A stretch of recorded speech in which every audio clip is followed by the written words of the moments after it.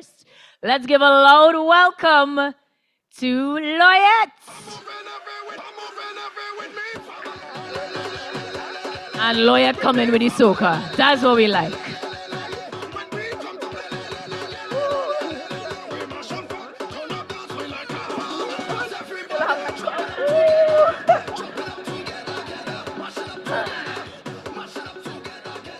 Can I get this flag?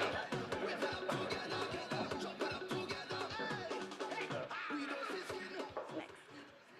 Ooh. The perfect song to start off this presentation, don't you think? Yeah. You know why? Because it's soca, and we're in the land of what? Soca. Let's believe it. But did you hear what they said though? Did you hear that? What was the message? Okay. If you know soca, you know that the song is family, right? Moving with my family, right? Have you heard that before in the corporate world? No one? You've never heard that? Think back to the time where you went to an interview and you asked, what is the culture here? Have you ever asked that? Nobody? And what's usually the default response? Mighty God, we are a family here. It's not working. This is usually my response when someone says that. If I go to an interview and the response to me is,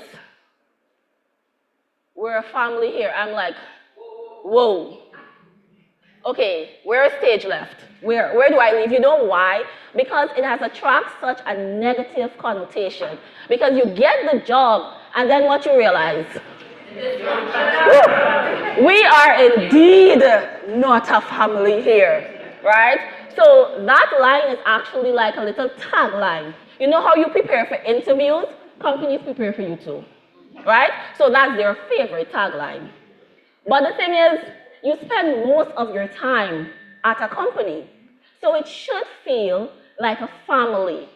So how do we remove that little tagline and actually make it feel like a family? You know what? The word is culture. But oftentimes we think, especially us in the Caribbean, culture is vibes, culture is what you make of it. A company actually told me that. I said, what is it like? They said, well, it's actually what you make of it. That is not true.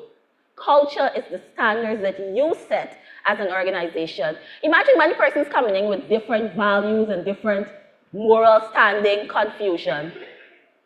You have to set the pace for your organization. And that is through culture. So what culture actually is standards.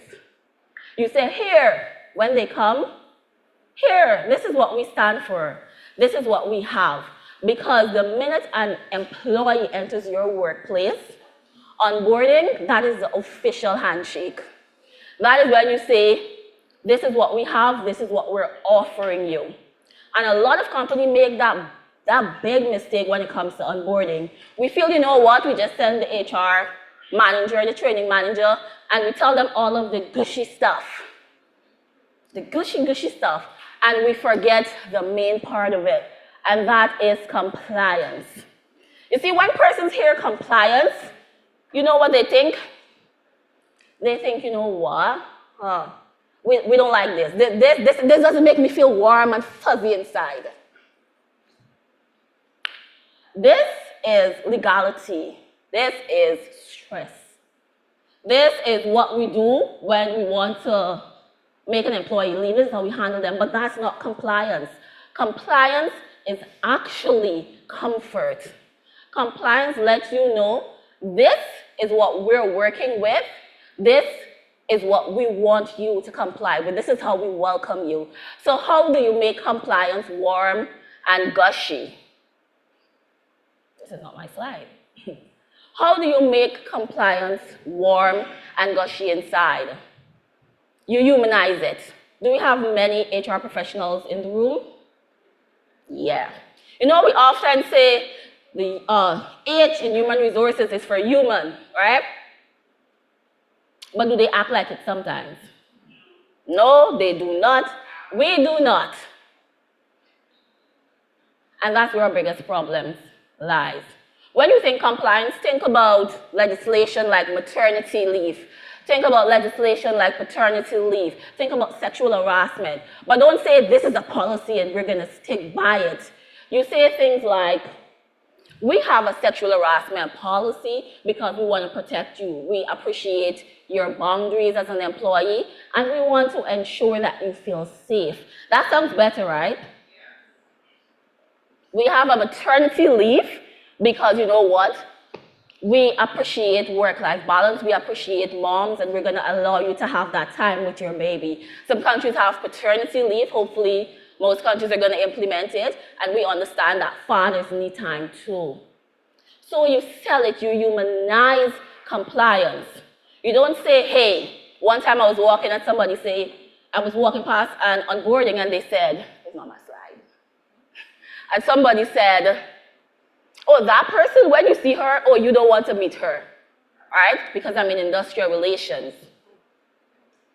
And right away, you drive a fear into the employees, like, you know, if you have to deal with compliance and legislation, that's a fearful something. But compliance, legislation, they are there to protect.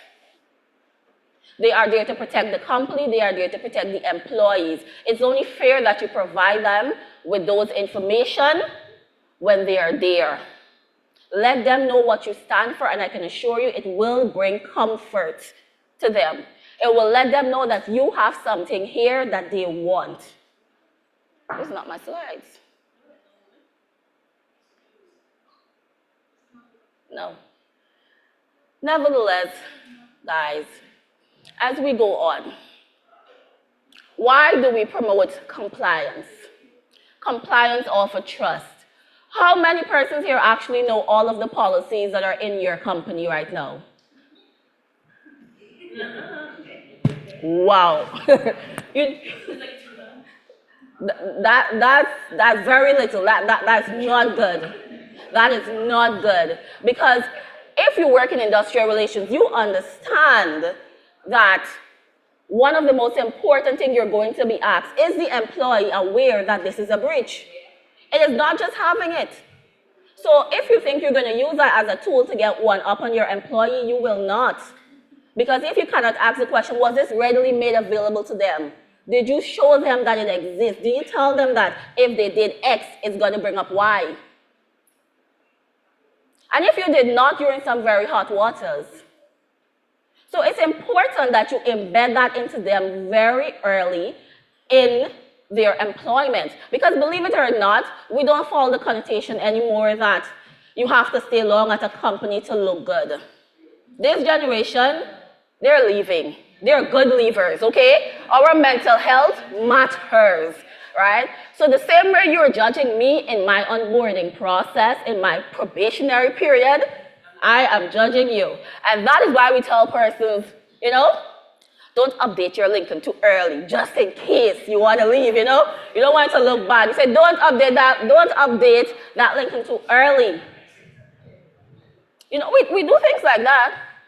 Because if this onboarding does not feel right, I am leaving. I am leaving and I'm going to the next best thing. Employees understand their values today. The question is, as an employer, do you understand their value as well? It's not just about keeping an employee, it's not about hiring them, it's about making them stay. Right? I don't know if it's the bad word to use, but as I said, compliance legislation is very sexy. Right? Because when you know your rights as an employee as well, it works. It makes you stand out. It makes you know that, you know what? I understand my position in this company. The company understands my position. There is mutual respect. There is now trust because you gave this to me up front in my onboarding. You understand the value of it and you decide to give it to me. Ooh. So when new hires, they don't just read policies, they read the room. When you walk in, is this place safe for me? Do they walk the talk? I remember one time going into an organization and I said, what's it like here? And they were like, oh, you will see. Even HR was fed up. And right away, that's my onboarding process, and right away I knew this was not for me. I haven't even experienced it, but the culture right there is telling me this is not healthy. So do they walk the talk? Next thing, can I trust leadership? Woo. Well, I don't want to ask that. I don't want to put you on the spot. It's being live streamed. So I'm not going to ask you if you trust leadership, right? But it's important that they do. And that breakdown comes in due to the lack of information up front. Tell me up front so I decide if I'm going to jump into this water with you, because I'm surely not sinking. If it's going to sink, I'm going to jump out. Studies have actually shown that the better onboarding you have, the more employees stay. What's our host? You hear how long she stayed for the culture? Culture is what you, the company, make of it. And you make a good culture by embedding legislation inside of it up front. The government didn't just create legislation for fun and games. They created so that both parties can be protected. It is not for one to have an upper hand over the other. It's for everybody to feel safe, seen, and heard. Oh. So how do we go from a legal risk in the workplace to a culture win? The first thing is we reframe compliance as culture. Compliance is culture. What you stand for, that is your culture. You reframe it, you humanize it. The other thing is we embed these changes in our core values. A lot of employees don't even know what their core values are. We have to embed it in our core values. We care, we value, we respect. The other thing is we make managers culture champions, and that's where our biggest problem lies. Because even if we do a good job onboarding them, we then send them off to those people, you know? Those people. And that's where the breakdown happens, because onboarding doesn't end when you send them out of that onboarding room. You have to check in week 1, week 2, month 1, month, you know, you check in. And oftentimes you see, even if they had a little good onboarding, by the time they're sent off to their manager, whew, what do they say? People don't leave jobs, they leave what? And often the bad boss is not the company, it's your managers. So we have to engage managers in onboarding now and allow them to play a part. Sometimes it could be a refresher for them. You just never know. You remind them what the company stands for as well. The next thing is we have to co-create. Understanding through dialogue. Onboarding is not just me telling you. Onboarding is me asking if you understand as well and what your concerns are. Next, build feedback loops. You have to check in. HR, we normally have this thing where when we're finished onboarding you, you're no longer a problem. We've done our job. No, we have not. We have to check in. It costs to hire. It costs. It is better to retain. So, this is a reminder for you. You are not just delivering a policy, you're delivering a promise. So before you say that word, those phrases to your new hires, we're a family here, you ask the question, do we care like we care for our kids? Do we respect them like we respect our elders? Do we set proper boundaries in the workplace?